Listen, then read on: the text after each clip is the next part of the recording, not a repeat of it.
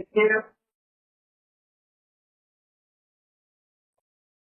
पहला चर्चा की है, आप लोगों ने सुना,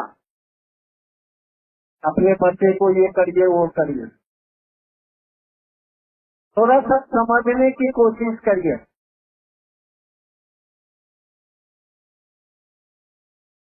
हम जितने भाई बहन बैठे हुए हैं अभी,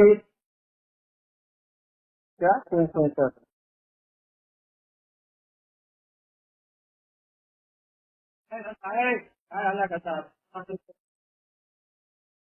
हम लोग बैठे हुए हैं, हम लोगों ने भगवान शिव को अपना गुरु माना। शिव का मानी क्या समझते हैं हम? आप हमारे आपके दिमाग में कितना दूरी तक बात बना है और शिव को हम लोग क्या समझ रहे हैं, गौर करिए तो, समझने की कोशिश करिए तो। हम लोग पारंपरिक पूजा पाठ करते आए उस महादेव की, लेकिन समझते क्या है? यही बात अगर उनके समझ में आ जाती तो उन्होंने जो चर्चा किया वो नहीं करता। भारतीय अध्यात्म शिव को ईश्वर, महेश्वर, परमात्मा शब्दों से संबोधित किया गया है। बोला गया है कि वह परमात्मा जो सूक्ष्म अति सूक्ष्म है और कण कण में विराजमान है, कोई ऐसा जगह नहीं है जहाँ वह नहीं है, कोई ऐसी चीज ही नहीं बनी है इस दुनिया में जिसमें महादेव नहीं है, जिसमें शिव नहीं है। इसका क्या अनुभव है? हमको आपको अनुभव है? नहीं है। अगर अनुभव किस दिन हो जाए आप मजबूर हो जाएंगे। क्या मजबूर हो जाइएगा? आपको इस बात का अनुभव हो जाए, आप किसके साथ झूठ बोलिएगा? आपको लगने लगे कि अगला जिसके साथ हम झूठ बोल रहे हैं उसमें भी तो महादेव है, झूठ बोलिएगा? बेईमानी कीजिएगा? उल्टा फेरी कीजिएगा? नहीं कीजिएगा। ये एहसास ही नहीं है हमको, आपको ये अनुभूति नहीं होता है आपको कि वह शिव, वह परमात्मा कौन कौन में है, वह कहाँ नहीं है। आप शिव को गुरु मानिए,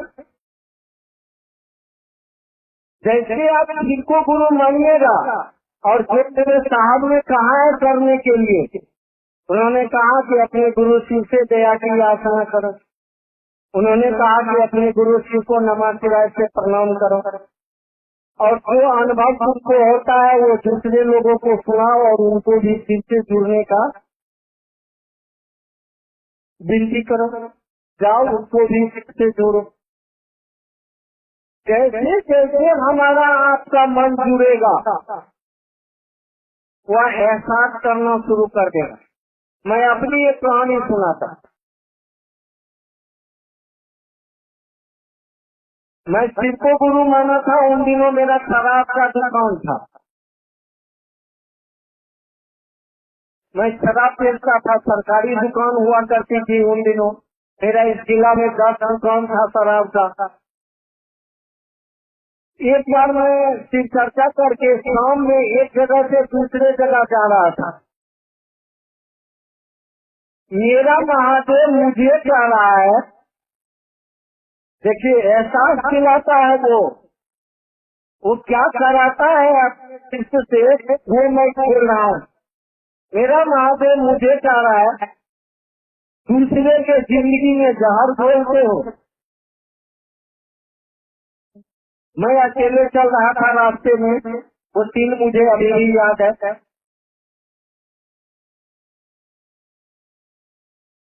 मैं महादेव को वापस फिर कह रहा हूँ कि मैं ऐसा क्या करता हूँ कि दूसरे के जिंदगी में जहर घोलता हूँ। महादेव ने सचमुच मुझे कहा, शराब बेचते हो? हम चुप हो गए। मैं थोड़ा बेचता था उन दिनों, मैं चुप हो गया। फिर महादेव ने कहा ये जहर नहीं है तो क्या है? शराब एक मीठा जहर है जो धीरे धीरे पी के आदमी मर जाता है। बाद में महादेव ने मुझे समझाया और कहा दिया इस काम को मत करो।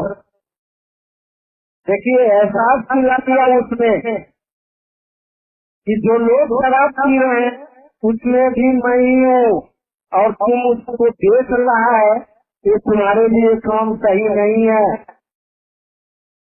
और मैंने कसम खाई कि भीख मांग के खा लेंगे, साले इस काम को माफ करिएगा, मैं इस काम को नहीं करूँगा। और मेरा करोड़ों का धंधा था चौपट हो। ये धीरे धीरे हमको अपने एहसास हो जाए कि वह महादेव हर रूप में है। यहाँ पर कितना भी स्वरूप है वो परम महादेव का स्वरूप है। भले एहसास नहीं है, रह गया भेड़ बकरी के झूठ में तो आचरण हो गया भेड़ बकरी वाला, लेकिन मुखौटा तो उस शिव का है। उसको कोई एक दिन उस आईने में चेहरा दिखा दे कि तुम ही शिव हो ना, और जिस दिन उसको एहसास हो जाएगा अरे हम शिव हैं, उसके बाद शिव हत्या करेगा या बलात्कार करेगा या झूठ बोलेगा या क्या करेगा। शिवता एक एहसास है, एक दर्द है जिसका एहसास हमको आपको नहीं है। जिस दिन एहसास होना शुरू हो जाएगा तो हर एक एक व्यक्ति नहीं, दुनिया के एक एक जीव में आपको शिव नजर आएगा।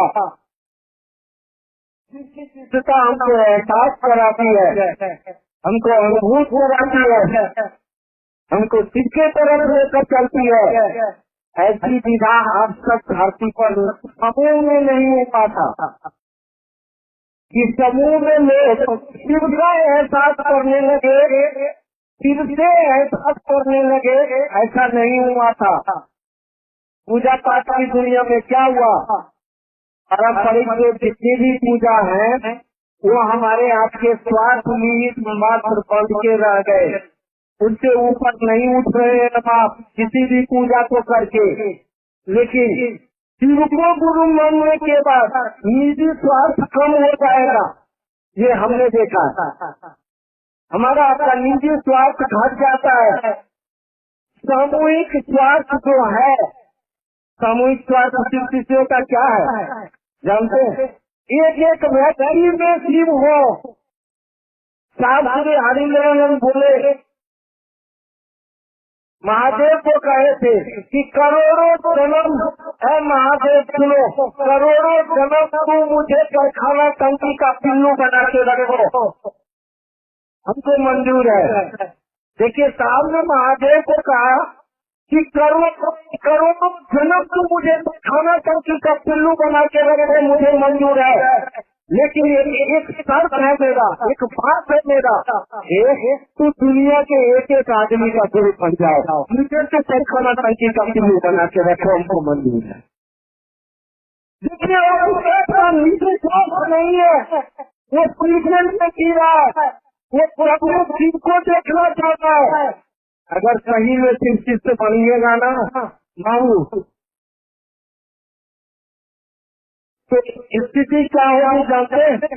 चोट लगी तुझको तो दिल्ली मेरा रोता है, चोट लगी तुझको तो दिल्ली मेरा रोता है।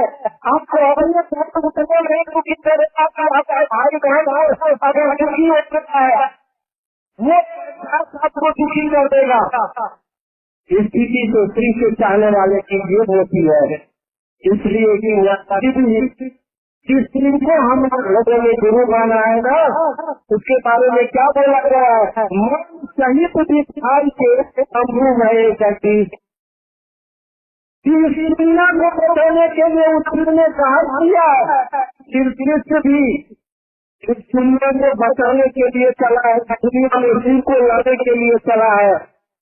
हमारी बहुत सारी गुरु बहन बैठी हुई है, कितना ज्यादा गाली सुना होगा, भैया नौकरी चल रही थी चर्चा वाली, बोलता है लोग कहा पी रहे हैं, मुझे पता है मैं जिस 22 साल से मैं हूँ तो मैं देखता हूँ कि हमारी गुरु बहन को क्या क्या गाली सहना पड़ता है घर से लेके बाहर तक। लेकिन सारे जहाज को जैसे महादेव ने जहाज के दुनिया को जिंदा रखा है, हम शिव के शिष्य भी दुनिया में जहाज को पीते हैं और उसको लाने के लिए, शिव को जिंदा करने के लिए, एक एक शक्ति में लाने के लिए अपना खबर करते हैं। शिव का मतलब होता है कि एक एक व्यक्ति दुखी हो जाए, फिर दुखी नहीं रहे, हर के आदमी में वो शिव धरना शुरू कर दे, शिव का एहसास हो जाए। हम लोग इससे चल रहे हैं, यही हमारे साहब जी की चाहत है और हम लोग कोशिश करते रहते हैं कि अपने साहब जी की चाहत को हम हर चीज में उतारें। चलिए हम लोग चले इनकी दिशा में। हमारे साहब ने कहा आओ चले पियो, तो हमको आपको चलना चाहिए। देखिए आज वक्त कम है, हमारे इस जिला के प्रमुख गुरु भाई जिनको साहब दिल से मानते थे वो हमारे आपके बीच में बैठे हुए हैं, भैया पवन बाबू। आप थोड़ी सी उनकी भी चर्चा सुनिए, फिर अगली चर्चा में हमारी आपकी मुलाकात होगी। अब जो जिज्ञासा होगी जो मुझे महादेव ने दिया है और दे रहे हैं, मैं हुए के जाऊंगा, आप सबके बीच पहुँच के जाऊंगा।